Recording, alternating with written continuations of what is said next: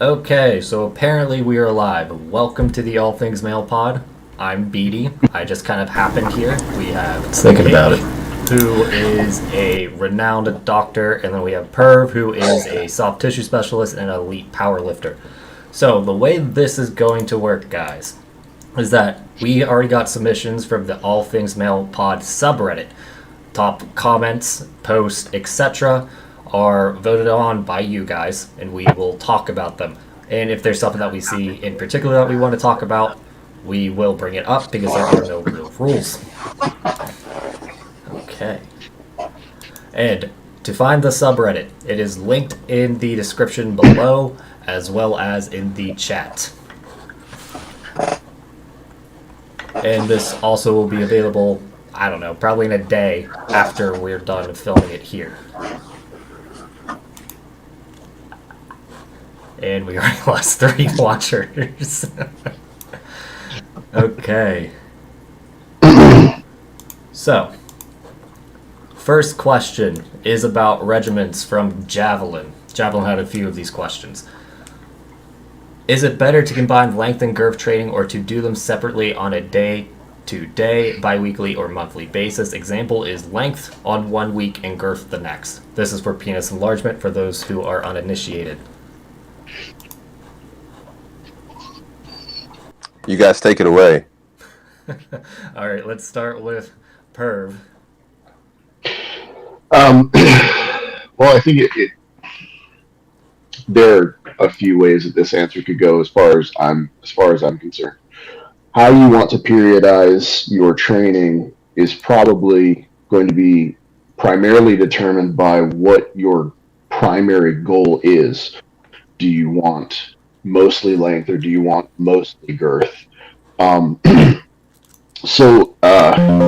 do know that there is a sort of accommodation that happens in most soft tissues when you're straining them repeatedly at about 8 to 10 weeks, and then after that, you sort of need to decon or at least lighten the total volume overall to a place where the body can sort of reset and recover, and that's one of the reasons that I think Beatty and I have talked more, and the more and more we go on, the more I think we're figuring out that rest is just a crazy integral part of this that not necessarily a lot of the old school guys got wrong, but they just didn't necessarily consider. I think a lot of those guys were sort of the more is better. So if I was to break it down, I would have to say you may want to periodize it in terms of just like you would training. And of course, I'm a meathead, so I'm going to think about this like a power lifter. In powerlifting or in strength training, we have what we call macro cycles, which are a period of months or potentially even a year. So that's your year-long plan or your 3-month plan. You have a mesocycle, which a mesocycle could be anything from 3 to 4 weeks. And then you have microcycles. Microcycles are what goes on in 1 week's time. So you could potentially approach it like you're saying. I think you could potentially approach it on an alternate day, one length and one girth. However, going back to me and being a meathead, you're not going to get 100% of the length results that you would if you focused on length, and you're not going to get 100% of the girth results that you would get focusing on girth. It's sort of like recomping. Like if you bulk, you're going to get bigger. If you cut, you're going to get smaller. If you recomp, you can do both, but it's going to take twice as long to do, Beatty's making a face. I'm trying to interpret what you're saying. So, in my opinion, you're mostly right. I just think I have a different way of thinking about it. Since we have such a small amount of time that we can generate work without overworking, if we are mixing, say, 20 sets of expansion work with pumping and then an hour or 2 of length work, we're going to just be chronically overworked and we're never going to actually see positive tissue adaptations. So that's why I predominantly separate my stuff in 6 months blocks. Yeah, no, I agree with that. I agree. Any comments, Hank? So, I mean, Perf mentioned those like old school heads, and in some ways, I think these guys like know nothing, and in other ways, I like kind of agree with them. And so, my take on it is like I think you should do both at the same time, but you have to understand that my girth work is basically pumping, and I think that pumping is a good like actually like healthy exercise by forcing that healthy oxygenated blood into the penis, and so.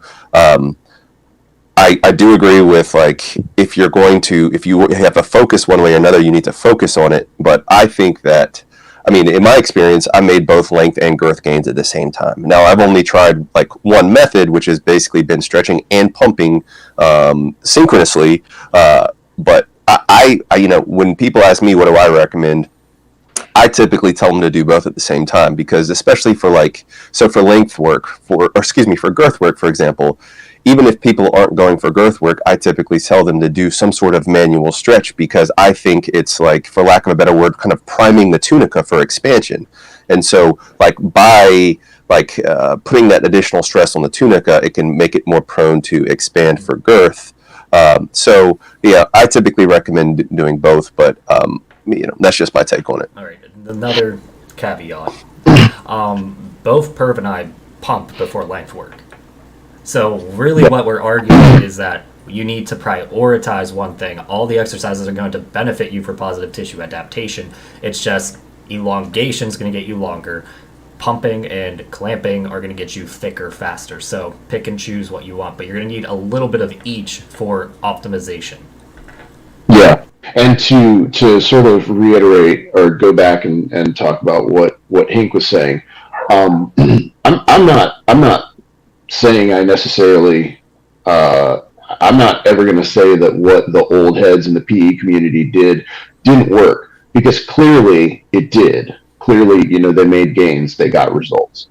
All I'm saying is, we always want to stay current with the data. We always want to stay current with our practices and principles, and we want to base it on evidence.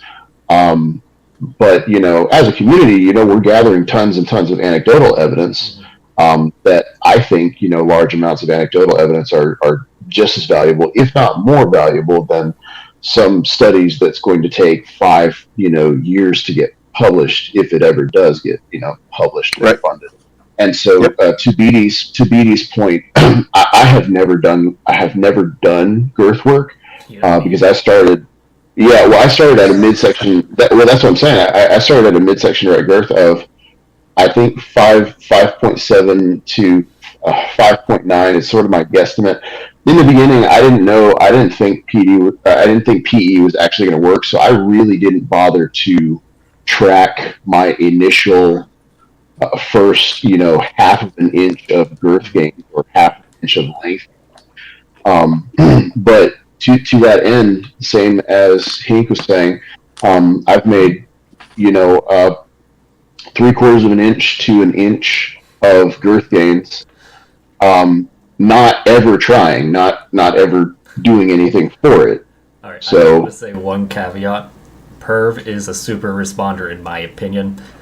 So, like, he is the most flexible man I probably know. And I don't know if it has anything to do with it, but between that and all the other stories he told me, I have not met a person that has responded as strong as him. Yeah. Well, to be fair, I think I knew a lot about soft tissue coming into this, and so I think I think I'm a good example of somebody who came into this and practiced what I think is the most intelligent approach to PE from the beginning. And if I learned anything from powerlifting, it's that you don't fuck around and switch from program to program to program. You stick with one thing, and you see where that gets you. And so I see a lot of guys that jump from interval extending to static extending to hanging for 9 hours a day to using an ADS, and then they're at the end of the year they're like, I haven't gained anything. It's like, well, no shit, you didn't fucking stick with one thing for long enough to see if it actually even works. Yeah, basically you can tweak the accessories, but you can't tweak the meat and potatoes of the routine. Yeah, absolutely. Yeah. You were going to say something, Hank. No, I agree with that completely. I have so many guys that, or even just their programs are like, okay, first I hang, then I clamp, and then I extend, and then I do manuals, and then, blah, blah, blah, blah, blah. And like, that is their like routine in a day. And I'm like, dude, whoa, you got to cut 90% of that out. But I don't It's like 9 different things. Yeah. Mm-hmm. Like, I get those DMs all the time, and they're like, "What do you think about your routine?" And I'm like, "I think that it's a wonder you have a penis left." Like, Exactly, right. Like, I've been trying to untrain so many of my clients with this like old way of thinking, and that's what I love about my strain protocols and fatigue protocols is that it just shows you what you need to do, and it takes all the guesswork out of it. I know it's still kind of experimental, but just based off of that, I can just tell you when someone's overworking based off of those metrics. So, yeah, absolutely. all right, I think we beat that question to death. So let's move on to aftercare. Again, from Javelin. What do you do after your PE session? Should you use some kind of topical? I'm assuming he means like a lotion. Should you do stretching throughout the day? I think if your workload is appropriate, then you should rest and be done for the day. That's my answer. That's your answer. That's it. No Yeah. lotions, no. I mean, no, like lotions or potions or whatever. I mean, honestly, like I don't. I know there are some topicals that you use and you recommend. I do sell lotion. think, that is a caveat, but the only thing I see that is kind of needed for aftercare is just keeping your skin moisturized because we're constantly pulling it right in one or two directions. So that collagen is going to give out pretty quickly, and you need to take care of it if you want to keep some semblance of sensitivity over that training block. So that's the only real thing I recommend. I don't recommend all day cock rings anymore. I definitely don't recommend all day stretching just because, the metrics say you got a 2 to 3% fatigue rate. Anything else is overwork. There's no point. So let me add this. Let me make an addendum to my answer because I just realized that I may have missed an important. Okay, so I don't do anything, but I do actually use I use coconut oil while I pump. Standard. And so that is undoubtedly helping with the supple nature of the skin. You're also uncut, So- right? I am uncut. Most Yeah. guys, we get beat up pretty fast. So, especially with mine, You guys I've have- been through so much in the past 3 years. But Damn. you guys seen that like crazy PRP rejection post I had, right? So Yeah. So, my take on this is, and I was actually going to call you out on that, Perv, because I happened to come across one of your routines on the Hub service when I was kind of looking through your profile the other day, and I saw the coconut oil. And, for those that don't know, it's rich in vitamin E, and vitamin E is very healthy for your skin.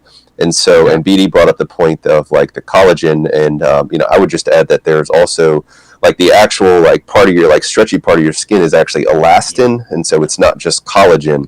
And so this is one of those things where for me personally, this is kind of a do as I say, not as I do, because I don't use any kind of lotion or anything. But if I were to have a client, if I were talking to anybody on here, I would say you should use some kind of recovery lotion that has typically vitamin E and vitamin C in it, because those are healthy for skincare. But a lot of what I do is basically water pumping, and so like I don't leave feeling like the water helps to kind of temporarily moisturize at least.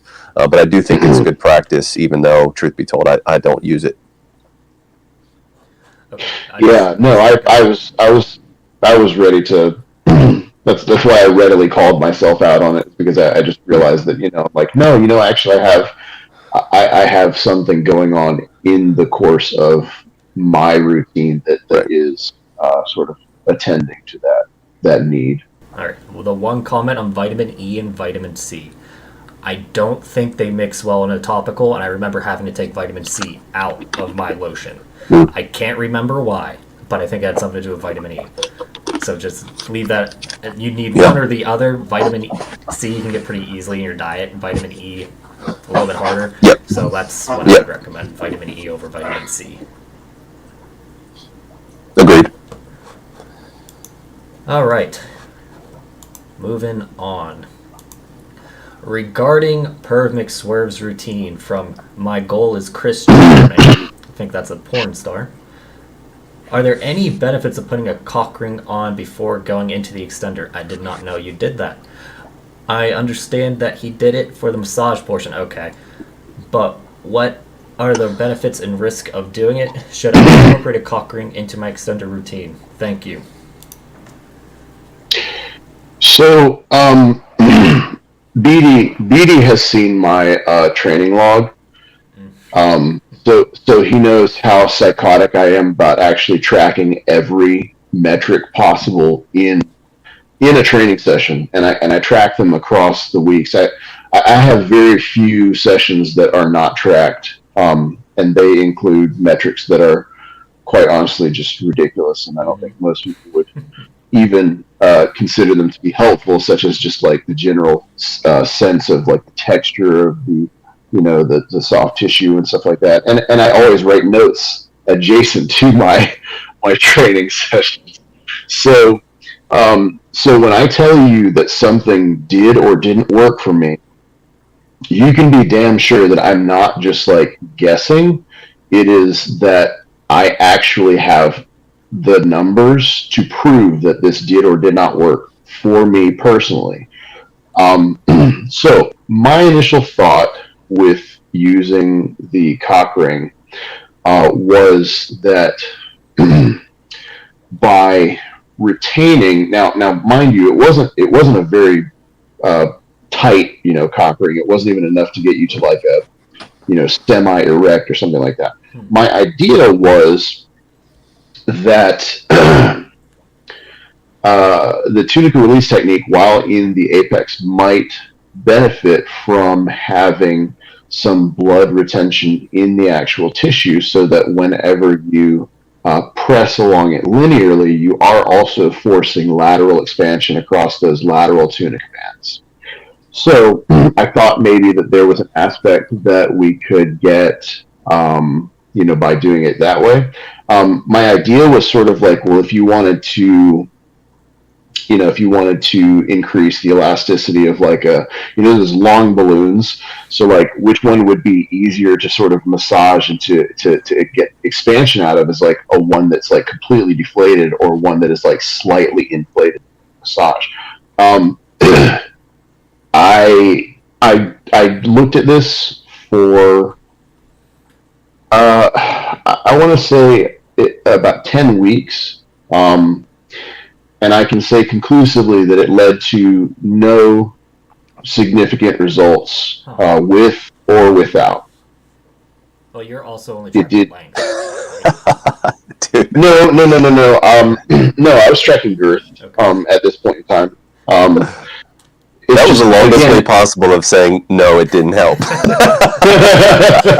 I feel like I have to give it a lot of cred, because I don't just want to be like, no, it didn't do anything.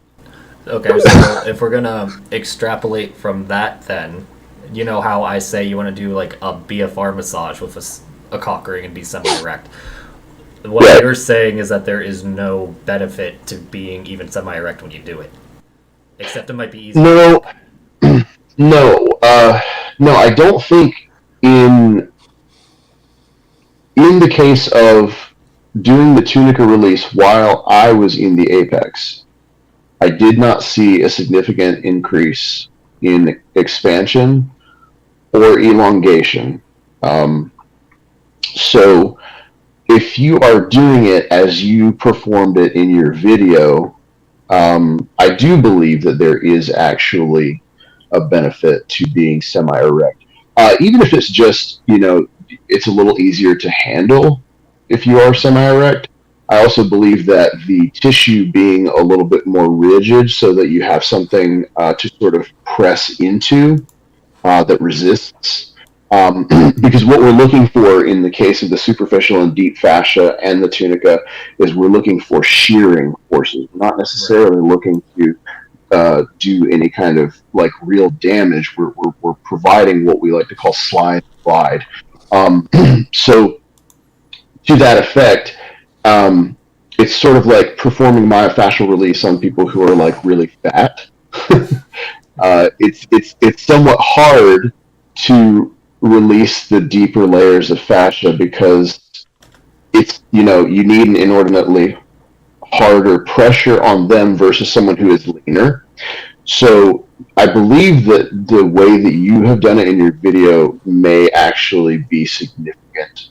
But I think that being in the extender is actually what provides me with that resistance. Okay, I gotcha. Does that make sense? That makes sense to me. Okay. Real quick, just technical difficulties. Am I still too quiet? Particularly precision in the chat. Let me know. All right, you're going to say something, Hank. No. Nope. Okay. This is a bit out of Hank's wheelhouse. He's very keep it simple, stupid. Me and Perv are the people that are like doing all this weird experimentation, extrapolation. So Fucking around, yeah. That's more just a matter of time. Like, if I had more time to sit down, like, I probably would. no, I don't maybe. have time right now. I haven't done PE in 2 months. Yeah. So. Fair. But yeah, Perv is gonna be the biggest guy on our subreddit in like 3 months, and there's nothing we can do about it. Oh, listen. I have an update I'm gonna do, and I think I already told you, BD. In the last 60 days, Yeah. over 22 sessions in the last 60 days, pumping and extending. No longer. The whole session is no longer than 70 minutes. I have gained 1/4 of an inch, and in 60 days. So 60 days, 2 months, 22 sessions, 1/4 of an inch. That's pretty efficient. So yeah, that's why I'm saying I really think that the right kind of strain matters more than just having shit tons of strain and long periods of strain. Exactly. And well, that's like our whole, that's our whole spiel, right? Yes, exactly. Well, and this is something that I've said before. When I first came onto the scene, I was like, look, guys, you don't need to be doing a bunch of stuff. My routine is like 20 to 30 minutes of manual stretches and then 20 minutes of pumping, and like that's it. And I'm not gonna act like everybody was like throwing pitchforks and stuff, but at that time, everybody was like, I do this and I do this, and it was like these 120-minute sessions, and now everybody's like, oh yeah, Perf and BD, this is our thing to have the short sessions, and I'm just like, hold up, guys, like hold up. You paved the way, man. Thank you. Yes, give homage. That's what I wanted. Thank you, Perf. So No, I'm just saying this. My book about how we kept adding more and more to the routines and the old school methods, and it's because the blind were leading the blind, and then since we're dealing with such insecure topics, it was just, well, I better do as much as I can. Yeah. But yeah. it just turns out the lazy ones, not saying Hank is lazy, the short on time ones were actually one making gains because they weren't able to dedicate 3 hours a day to it. So. Yeah. No, but that's the thing is that over the past, and I do plan to do a little write up on it because I think it's the most efficient gains that I've had over the shortest amount of time, and we're already talking about somebody who's made over 2 inches of gains at this point. Shut up, Edie. It's just envy at this point. I just but, I mean, 2 inches. Well, that's what I'm saying. That's what I'm saying is that, like, I really do think I don't disagree with you that I probably am a hyper responder, and I do think that we know that some people have more or fewer tunicle layers. You've already pointed out I am very flexible, and I don't have to do much to maintain. I don't have to do much to maintain it. For context, his squat is like this wide, his feet, and then he's still able to support like 800 pounds on his back.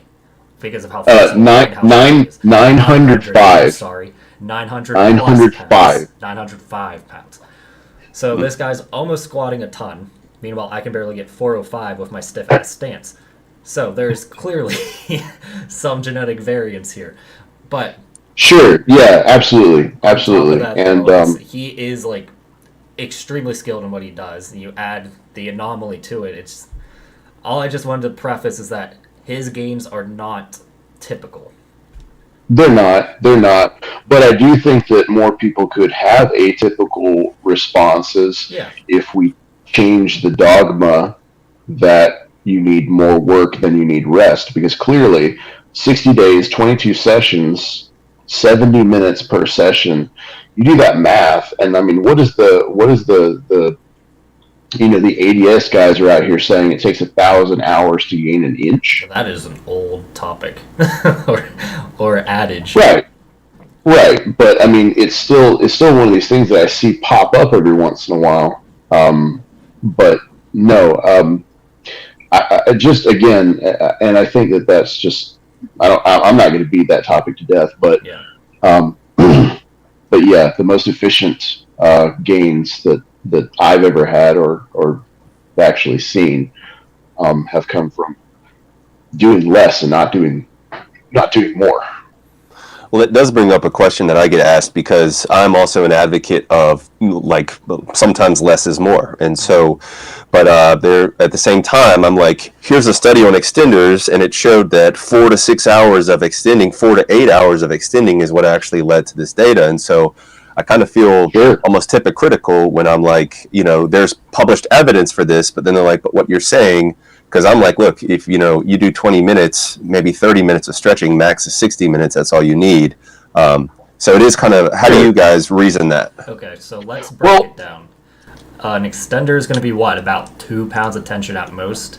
Your arm, I don't know about you guys, but my arms can do like one arm tricep pulls of 45 pounds. So if I can do that for a minute, that's 45 pounds of tension. I mean, next time you go into the gym, BD, take a low cable and put it in between your legs, and I just want to see how much you can, like, just. I mean, I already do that. It's like, but anyway. We need to quantify this data. Exactly. So we have the spectrum of work, and the less weight you use, the more time you need, and vice versa. Our argument is that there's no reason to be wearing anything on your penis for more than an hour because we can show where on the bell curve it's the most efficient. Yeah. So again, I'm a meathead. I think of things like they are in training. So there's a really great meta-analysis put out by Schoenfeld and Contreras a few years ago, and they looked at something close to or over 100 studies.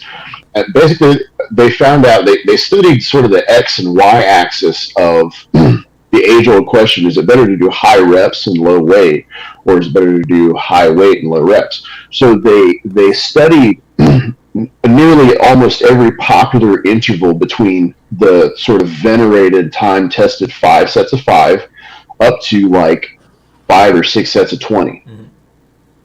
At the end of a 12-week study, they actually found that there was no clinically significant difference in between the two groups. Now, the only thing that was different is that the guys that did 5 sets of 5 actually had more injuries due to repetitive strain, but their 1 rep max was actually higher.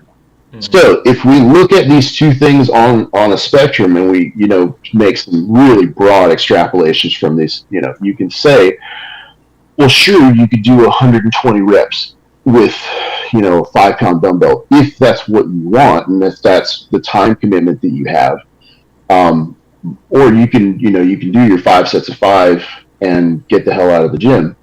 But I think personally that the 5 sets of 5 is sort of like the super heavy hanging guys. And you are going to end up with soft tissue, issues. And to pull the analogy all the way back, like you are just going to end up with a higher 1 rep max, like because you're just training your penis to hang a lot of weight off of. Like that's what you're actually training. It's basically a form of stress hardening, right? Yes, yeah, absolutely. So I think that in the same way that Schoenfeld and Contreras showed that there was no difference in the amount of hypertrophy, I do think that there is an actual I do think that there's an actual difference in the what we refer to as minimum effective volume and maximum recoverable volume. Right. So all of that to say, I think that BD and I advocate a intelligent approach to PE that consists of more rest than it does work. So I don't think you're being a hypocrite. I think you are citing something that is very valid because yes, there's evidence for it. Unfortunately, I mean, to my knowledge, there's no, and there probably won't be for a little while. There's no data available on high tension extending or high tension hanging. No. But again, we have all the anecdotal data to show that people get results from these things. Yeah. Before we wrap this up, do you want to talk about what you're doing for deciding when to rest? Because it's really interesting, but I don't know if it's a cooked idea in your mind yet. No, it's a cooked idea because it's the basis upon which I've actually gained. So the secret sauce, Hink, to how I've gained a quarter inch in the last 60 days over the course of 22 sessions is I have basically taken a concept from training periodization that is known as auto-regulation. Auto-regulation relies on your body to tell you when you need to go heavy and when you need to go light. Now, you can do auto-regulation based off of things like heart rate variability. You can do them off of like first thing in the morning grip strength tests. You can do them based off of more expensive means by like getting like these machines that read your autonomic nervous system, you know, parasympathetic versus sympathetic. So the concept is that like some days you're well fed, you're rested, slept, you're hydrated, and you can go hard and heavy. That's not always going to be the case. Sometimes you're going to go in the gym and you're just not going to be, you know, ready to do much. And if you do too much, it's going to set you back, not set you up for going forward. So, my program of PE auto-regulation has been this. Every single day, I measure my bone press stretched flaccid length. I know sort of what it is on a day-to-day basis. I also know about how much I can expect it to be at the end of a session. So I was telling BD that like recently, I think my starting number has been 227 to 228 millimeters, and my ending has been 234 to 235. So basically what I fuck off. I just want to put it in context for people continue talking. For me, what happens is my body seems to hold on to fatigue for a good couple of days, because if I get, you know, if I end a session, if one day my starting is 227, the next day it will almost assuredly be 228 or 229. And then if I do another session that day, it will almost assuredly the next day be 229 or 230. So here's where the auto-regulation comes in. Going from, please nobody quote me on this fucking math. This is just like roundabout numbers. Okay. Going from 227 to 235 is like 3.6%. Now, if the next day I'm 228 or 229, then it's about 2.5%. If the next day I'm 229 or 230, and now mind you, on all of the end results, I'm assuming that I'm going to hit the same number at the end of these sessions. But if I am 229 or 230 and I only make it to 235, then that's less than 2%. So it's a wasted training session. I shouldn't have done it because I didn't actually exceed the amount, or I didn't actually place the amount of strain on the tissue that was necessary to go on. So what's funny, what I've noticed about this is that some days my body will hold on to a lot of fatigue. I will be like 3 millimeters longer the day after, and I know that I can't hit over 2% going from 229 or 230 to 235. So I won't train the next day. Now, some days, for whatever reason, I'll get 3 training days in a row. And again, I think it has to do with nutrition, sleep. I think it has to do with a lot of factors that we can't necessarily account for in these rigid programs like 2 on, 2 off, or 1 on, 2 off, things like that. But yeah, BD, go ahead and make your. I know you can clarify it a little bit better than I'm just like going on. Hank, do you have any questions?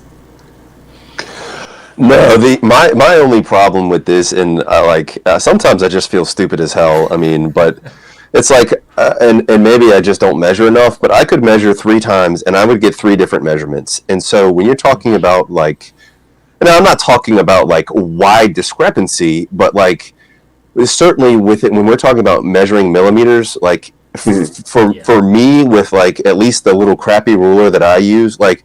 And we're talking about like bone stretch flaccid and like where I'm positioning the ruler. Like, there's just no way I could measure 2 millimeters of precision. I mean, even in like when I'm looking at X-rays, like they say anything within like 1 to 2 millimeters is like well within like an error just on like how you're measuring.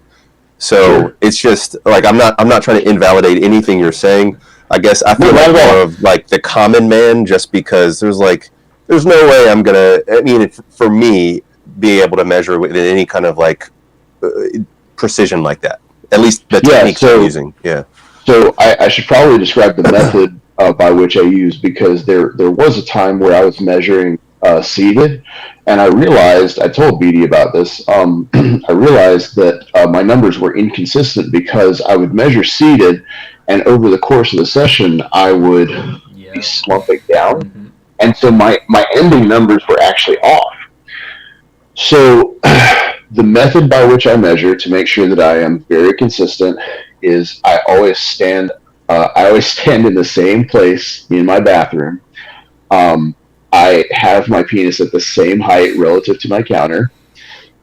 I make sure that I squeeze my ass as hard as possible, pull my flaccid as hard as possible, and push the ruler as hard as possible.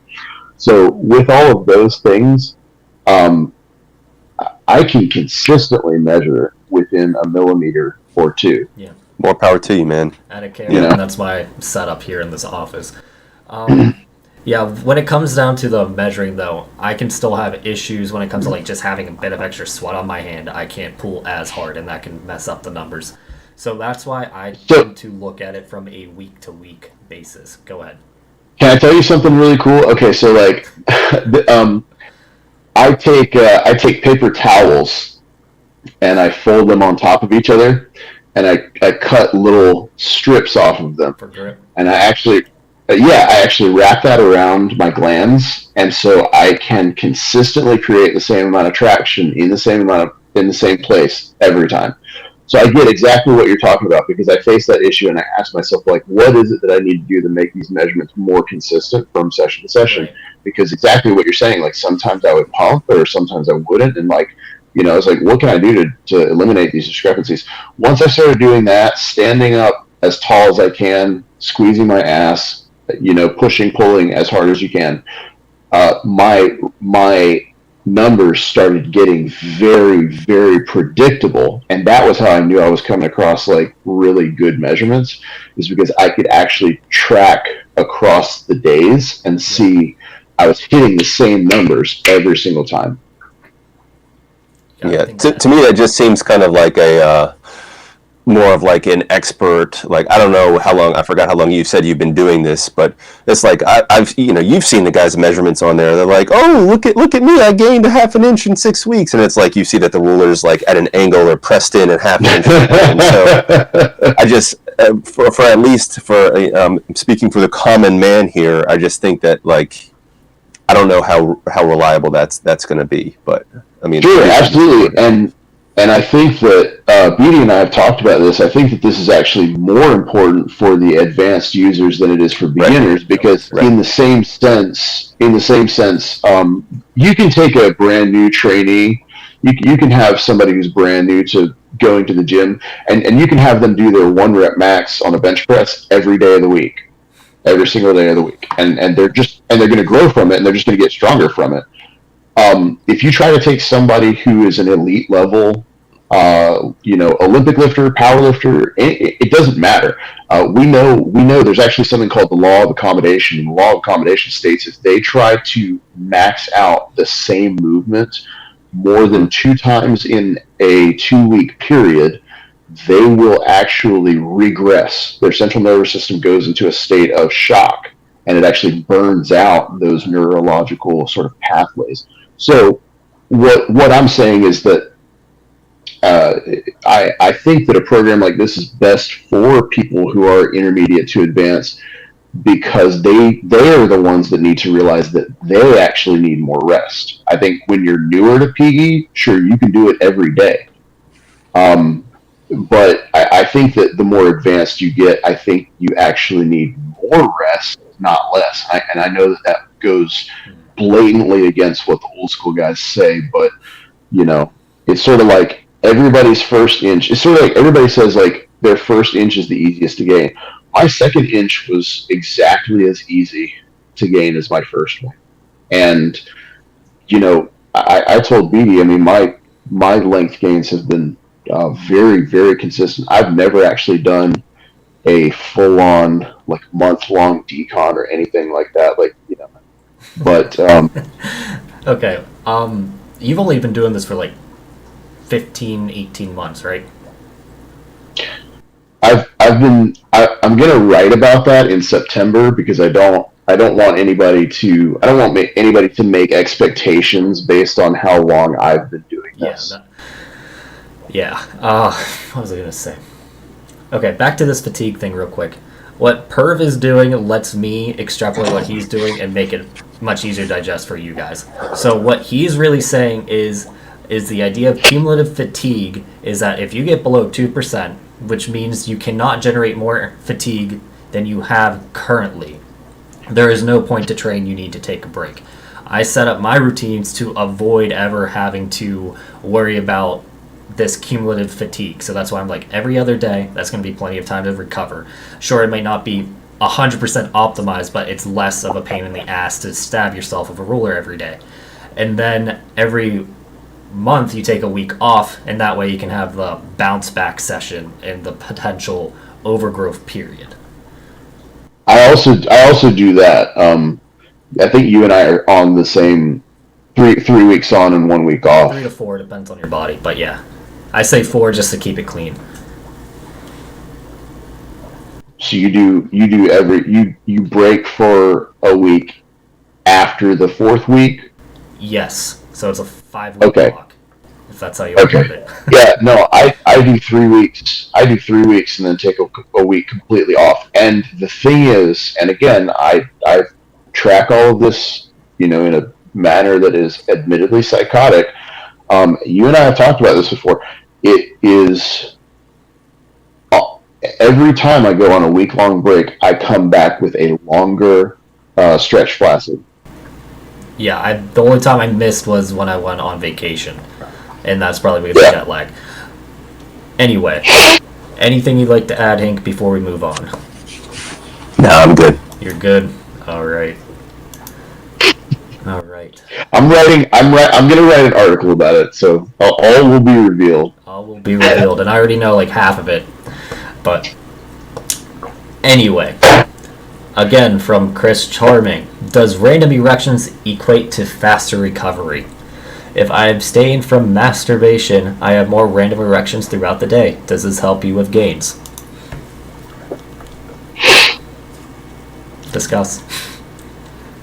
I was going to let Hank go first on that one. I mean, I have thoughts just based on soft tissue work, but Yeah, I mean, so ultimately what it comes down to is when your penis is engorged with blood, you have increased blood flow. And so if you actually look at studies looking at older men that have decreased testosterone, they also have decreased nocturnal erections. And because they're getting decreased nocturnal and regular erections, they actually have more fibrosis and even essentially atrophy of the tissue.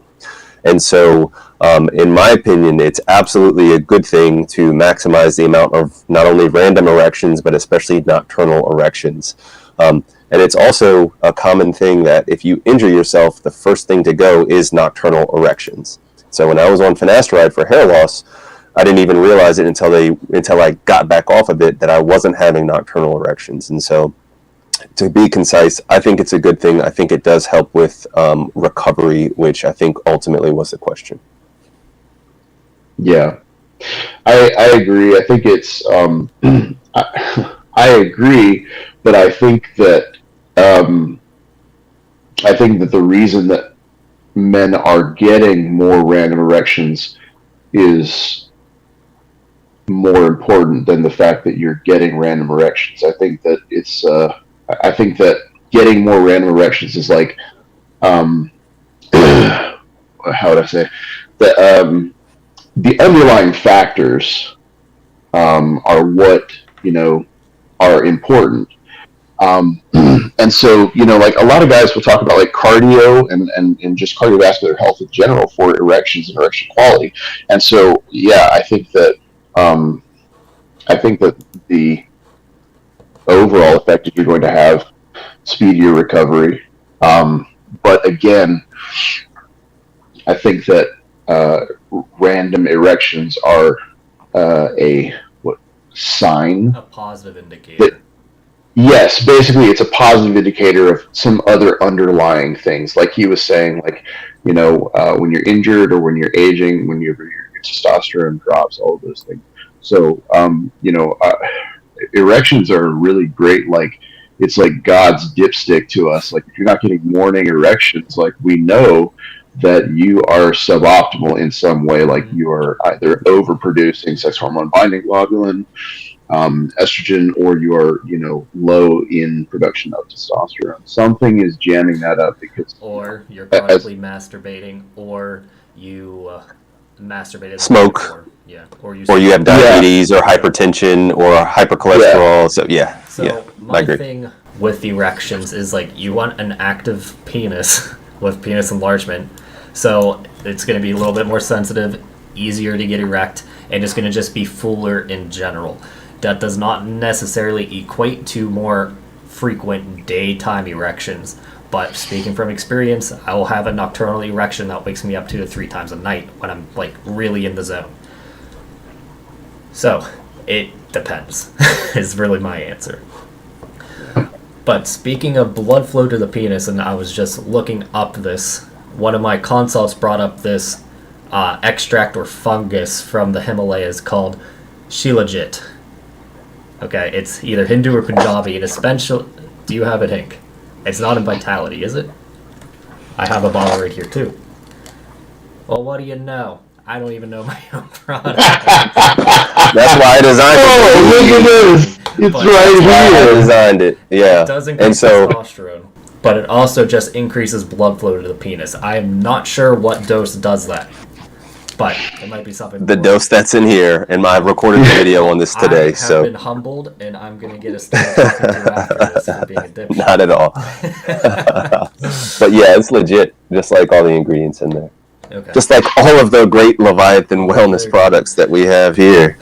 Apologies, Hank. I feel like a dipshit now. No, it's all good, man. Anyway, that's another thing you can consider is just the more blood flow you have to the potentially injured area is going to help with inflammation, is going to help with recovery. So, yeah, don't overdo medication, and watch your testosterone and sleep. And if you're smoking, stop smoking, and that's really going to be the main thing.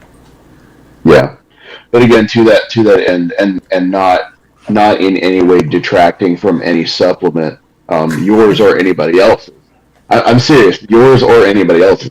But there are, the underlying factors that you probably need to address if you're not having regular erections. So it's like you can't just take Cialis, Viagra, or even Vitality. You can, of course, get more erections that way, but you still have underlying issues that you need to address. And you're going to be better off if you address those issues and then take something like Cialis or Vitality on top of that. Right. The only thing I would quibble with that is it's kind of like, I'm trying to think of a good example. Like if if you are morbidly obese, and the reason why you're not getting good erections is because you're morbidly obese, Yeah. like taking a supplement to help in the meantime will help to like preserve the function that you have, and then you can use that in conjunction. Like, I agree with your message. You know, if you're smoking and that's why you don't have this, like, you don't take this as a band-aid to fix it. Like, you need to quit smoking and then you can consider taking it. But you know, this can also help along the way. Is I guess what I'm saying. No, And absolutely, not absolutely. any kind of supplement that is. Like, Absolutely. you don't I have good agree. blood flow to your penis because you have high blood pressure. While you're getting your blood pressure under control, you need to supplement with something like a citrulline-based formula type of thing. It's just a little stupid point, man. Just No, absolutely. Issues too. And I completely agree with that. And again, I was trying to preface that in a way that was not genuinely was not trying to say like, I know. don't take these things. I'm just saying, don't think that you can take Cialis and be 80 pounds overweight. Like, take Cialis by all means, but get your ass off the couch. Right. And, you know. All right, since this guy put a lot of effort in, I'm going to move on to this since we only have like 10 to 15 minutes left. Help me out if I mess it up. Vacrocele causes implications and treatments for testosterone. This is why I shouldn't be the host, guys. I know we even talked about it right before the stream. I knew I was going to butcher it an hour later. It's all right, man. It's all love. The varicocele, is that what you said? Varicocele. Sorry, my headphones went out. You said varicocele, right? Yeah. Yeah, of course. Obviously. And so, what was the rest of that question, man? Sorry. What are the causes, implications, and treatments of the testosterone? He basically wrote a 6-paragraph thing talking about how once they got their varicocele fixed, that their testosterone increased in a meta-analysis of 814 men, leading to about 100 nanogram per deciliter increase in testosterone. Let's see. So, I mean, ultimately, I wish I had my editor here for this, because I would say, I made a whole video on this. And so, I made a whole video basically around varicocele, because one of the guys on the Getting Bigger, made this post about how he did PE and it ruined his life because he developed varicose veins and ended up with a venous leak. But he also had diabetes and other comorbidities, which led him to be more predisposed to this. And so, for those that don't know, varicocele, it's like a varicose vein in your leg. It's just a pooling of the blood. It just happens to be in your testicle. And how do I know if I have a varicocele? If you reach down and grab your scrotum and you feel something that feels like a bag of worms, then you have a varicocele, most likely. That's literally how it's described in the medical literature. Now, where it can become a problem is really two ways. Number one, you don't get appropriate blood flow from the varicocele, leading to testicular atrophy, or actually, like the actual volume of the veins actually puts pressure on the testicle and actually leads it to atrophy. And so, atrophy meaning shrinkage. And so, if you have a varicocele, it's causing abnormal testicular function. Once you correct the varicocele and reconnect the blood supply, that's obviously going to correct the testicular issues, and it's going to correct your testosterone. And so, basically, I made a whole video on it. I'm not trying to just like plug my video, but we only have a few minutes left, and so I don't want to waste too much time with that. But you can basically get it embolized or get it surgically corrected. I have a client right now that literally just had one of those procedures like yesterday. All right. He also mentions about 15% of couples in the United States have trouble conceiving, and looks like varicoceles are 1/3 of the primary cause of infertility in men. Let's see. I guess this is a PSA for varicoceles. So it's not just varicoceles too. There's actually this population health crisis that is coming about. Fertility rates in general, especially in men, are decreasing. Yeah.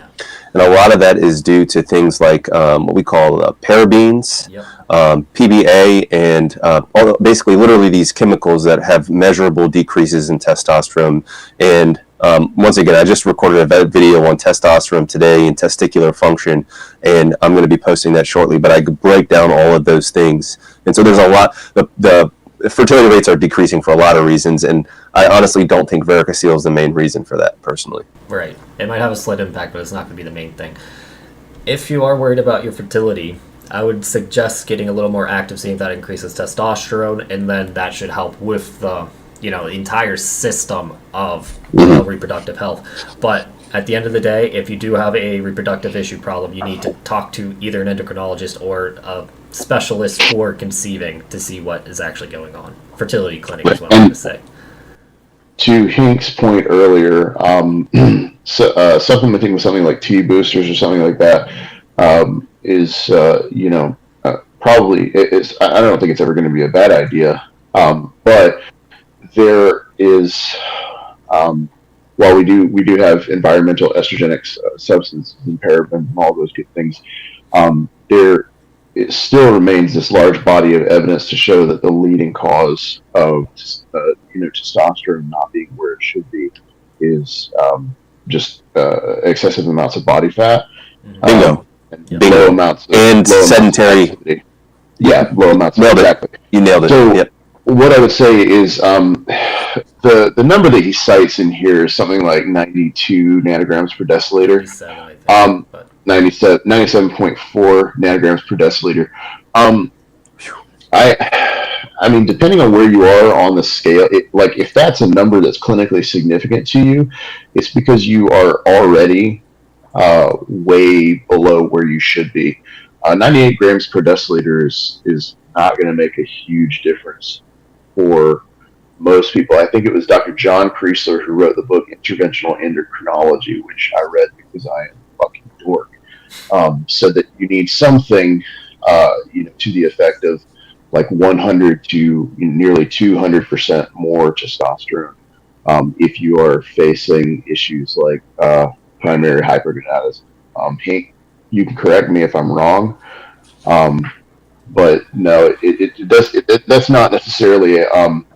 It seems as if he's trying to make it seem like getting that repair could lead to an increase in testosterone that would increase fertility. And while I'm not saying that that's untrue, I am just saying 98 nanograms per deciliter is really, you could have that much variation in a day or two. Yeah. I mean, it is not abnormal for you to see, fluctuations of your testosterone due to things like lack of sleep or overconsumption of caffeine or stimulants or something like that. Yeah, I mean, or just the time you measure the test, actually. I mean, it's a diurnal variation. Yeah. Absolutely, and a lot of guys might not know that, but your testosterone is primarily produced when you're sleeping, in the later hours of when you're sleeping, and decreases, which is why if you ever go to get your testosterone checked, they'll want to check it as early as possible. Or they will do sequence of mouth swabs. You'll get a take-home test, and you will do it at certain times during the day so they can see the rate of your decline.